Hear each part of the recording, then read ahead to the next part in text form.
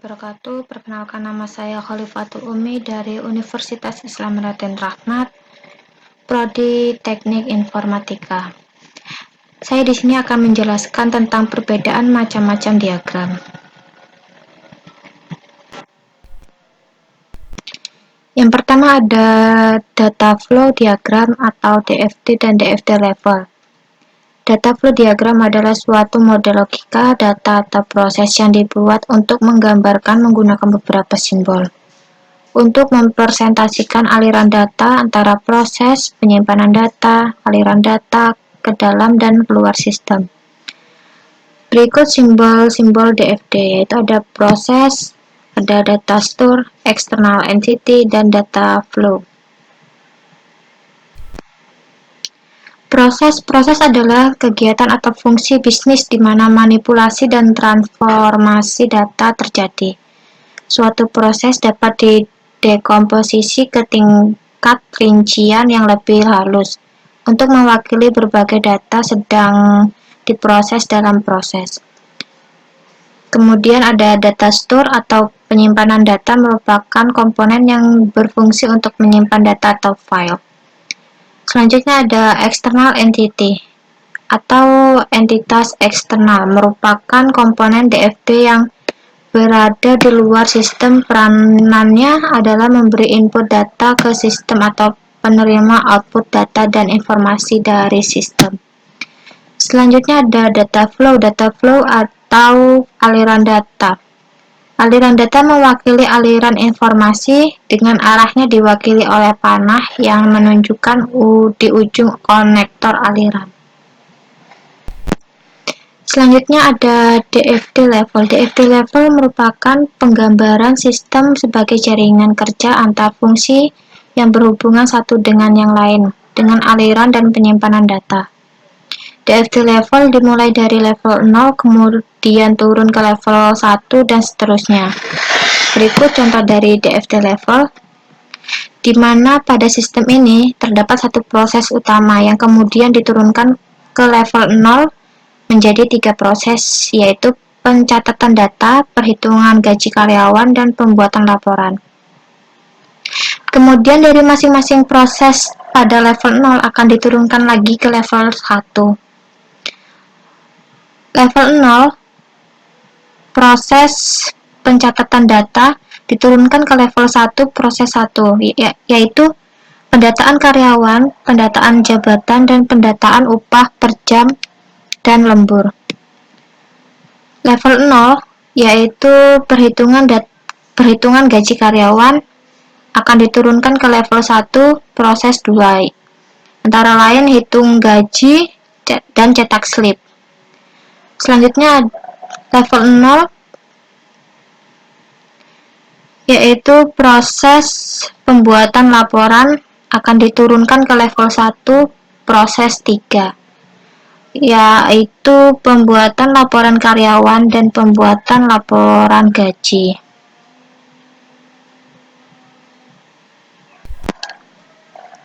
Selanjutnya ada Entity Relationship Diagram atau ERD. ERD adalah salah satu model yang digunakan untuk mendesain database dengan tujuan menggambarkan data yang berelasi pada sebuah database.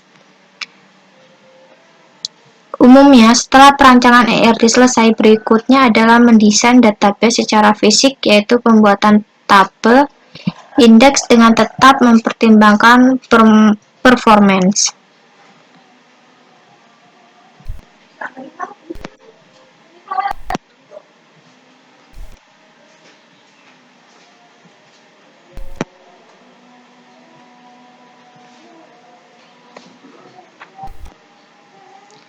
Selanjutnya ada komponen dari ERD, antara lain ada entitas, kumpulan objek yang dapat diidentifikasikan secara unik atau saling berbeda yang dilambangkan dengan persegi panjang. Kemudian ada relasi atau hubungan antara sejumlah entitas yang berasal dari himpunan entitas yang berbeda, yang digambarkan dengan belah ketupat. Relasi juga terbagi menjadi beberapa jenis. Antara lain ada one-to-one, setiap entitas hanya bisa mempunyai relasi dengan satu entitas lainnya. Contohnya, seperti mahasiswa dengan nomor induk mahasiswanya. Yang kedua ada one-to-many, yaitu hubungan antara satu entitas dengan beberapa entitas dan sebaliknya. Contohnya, guru dengan muridnya dan sebaliknya. Selanjutnya ada many to many, yaitu setiap entitas bisa mempunyai relasi dengan entitas lainnya. Contohnya, siswa dengan ekstrakurikuler. Selanjutnya ada garis-garis, yaitu yang menghubungkan antar atribut untuk menunjukkan hubungan entitas pada diagram ERT. Kemudian ada atribut. Atribut itu setiap entitas pasti mempunyai elemen yang disebut atribut yang berfungsi untuk mendeskripsikan karakteristik dari entitas tersebut. Atribut juga terbagi menjadi beberapa jenis, antara lain ada atribut kunci atau key, yaitu atribut yang digunakan untuk menentukan entitas secara unik. Kemudian ada atribut simple, yaitu atribut bernilai tunggal yang tidak dapat dipecahkan lagi. Kemudian ada atribut multinilai, atribut yang memiliki sekelompok nilai untuk setiap entitas instan. Selanjutnya ada atribut gabungan, yaitu atribut yang terdiri dari beberapa atribut yang lebih kecil dengan arti tertentu. Selanjutnya ada atribut derivatif, yaitu atribut yang dihasilkan dari atribut lain dan tidak wajib ditulis dalam diagram ERT.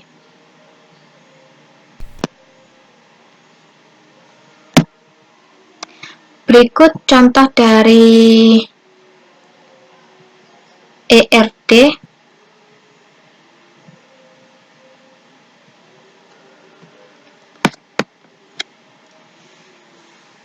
Di mana entitasnya yaitu mahasiswa dan mata kuliah. Kemudian atributnya ada name, nama, jurusan, dan alamat. Kemudian ada kode MK, nama MK, dan SKS. Gambar ERT sederhana ini memiliki dua entitas, yaitu mahasiswa dan mata kuliah, serta satu proses yang menghubungkan keduanya, yaitu SKS.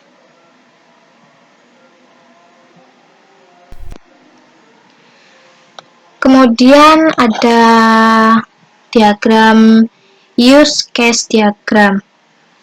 Use case diagram adalah suatu urutan interaksi yang saling berkaitan antara sistem dan aktor. Use case dijalankan melalui cara menggambarkan tipe interaksi antara user suatu program atau sistem dengan sistemnya sendiri. Tujuan dari use case yaitu memetakan kebutuhan sistem, mempresentasikan interaksi pengguna terhadap sistem, dan untuk mengetahui kebutuhan di luar sistem. Selanjutnya ada fungsi. Fungsi dari use case diagram adalah dapat menggambarkan urutan aktivitas proses yang ada pada suatu sistem. Kemudian dapat menggambarkan proses bisnis dan juga urutan aktivitas yang ada dalam sebuah proses. Kemudian ada simbol dari use case. Ada aktor, ada use case, ada association, ada generalisasi, include, dan extend. Selanjutnya ada activity diagram. Activity diagram merupakan rancangan aliran aktivitas atau aliran kerja dalam sebuah sistem yang akan dijalankan. Activity diagram memiliki komponen dengan bentuk tertentu yang dihubungkan dengan tanda panah. Panah tersebut mengarah ke urutan aktivitas yang terjadi dari awal hingga akhir. Tujuan dari activity diagram yaitu menjalankan proses bisnis dan urutan aktivitas dalam sebuah proses. Selanjutnya ada dipakai pada business modeling untuk memperlihatkan urutan aktivitas proses bisnis. Struktur diagram ini mirip dengan flowchart atau data flow diagram DFT. Bermanfaat apabila Anda membuat diagram ini terlebih dahulu dalam memodelkan suatu metode agar mudah memahami proses secara keseluruhan. Activity diagram dibuat berdasarkan beberapa use case pada use case diagram. Ini adalah simbol atau komponen aktivitas diagram. Ada status awal berbentuk lingkaran, yaitu sebuah diagram aktivitas memiliki sebuah status awal. Ada aktivitas yang dilakukan sistem. Aktivitas biasanya diawali dengan kata kerja.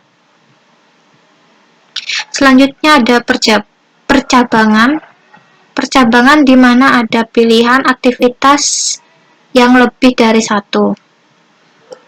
Kemudian ada penggabungan di mana yang mana lebih dari satu aktivitas lalu digabungkan jadi satu. Selanjutnya ada status akhir.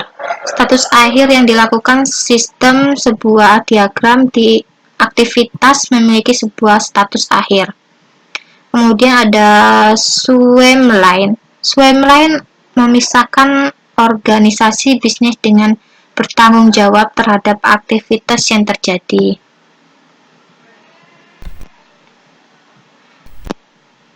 Kemudian ada diagram kelas diagram. Kelas diagram adalah visual dari struktur sistem program pada jenis-jenis yang dibentuk. Kelas diagram merupakan alur jalannya database pada sebuah sistem. Kelas diagram merupakan penjelasan proses database dalam suatu program. Dalam sebuah laporan sistem, maka kelas diagram ini wajib ada.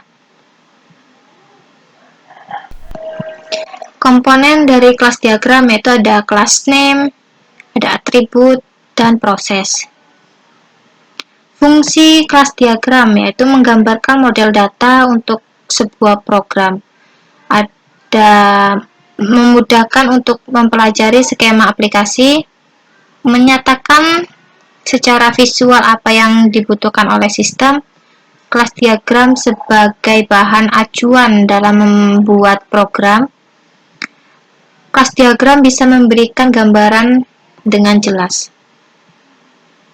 Simbol dari kelas diagram.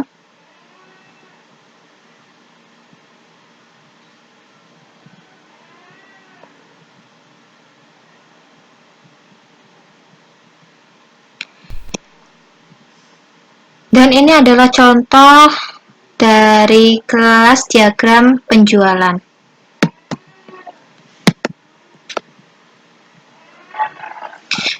Di mana kelas atau tabel departemen mempunyai agresi dengan kelas atau tabel pegawai. Karena departemen ini dapat berdiri sendiri, kemudian banyak pegawai dapat bekerja dalam satu departemen. Jadi many to one. Maaf. Kemudian kelas atau tabel transaksi tidak dapat berdiri sendiri.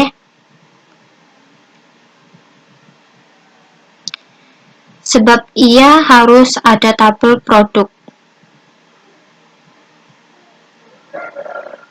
Hal ini berlaku terhadap tabel produk sebab pembuatan tabel departemen. Kemudian banyak pelanggan yang bisa melakukan banyak transaksi. pelanggan bisa melakukan banyak transaksi. Satu transaksi bisa mencakup banyak produk seperti makanan, minuman, dan perlengkapan mandi. Baiklah, mungkin itu saja yang bisa saya sampaikan. Mungkin saya menjelaskannya banyak kekurangan, saya mohon maaf. Saya akhiri, wabillahi taufiq wal hidayah. Wassalamualaikum warahmatullahi wabarakatuh.